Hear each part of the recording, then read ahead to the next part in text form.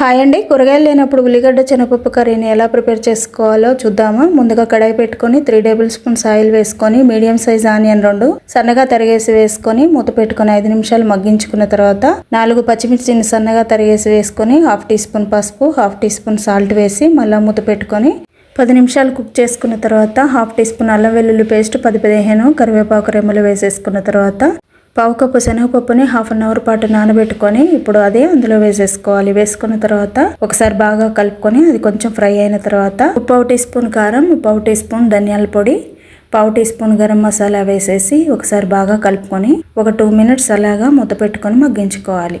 ఫ్లేమ్ని సిమ్లోనే పెట్టుకొని ఈ పప్పు అంతా మగ్గే వరకు మగ్గించుకున్న తర్వాత 1 గ్లాస్ వాటర్ వేసి 1/2 టీ స్పూన్ సాల్ట్ వేసి ఒకసారి కలుపుకున్న తర్వాత పప్పు అంతా ఉడికించుకొని కూరంతా దగ్గరగా అయ్యే వరకు ఉడికించుకోవాలి. ఇప్పుడు కొత్తిమీర వేసుకొని వేడివేడిగా బౌల్లోకి సర్వ్ చేసుకుంటే ఉల్లిగడ్డ శనగపప్పు కర్రీ రెడీ. థ్యాంక్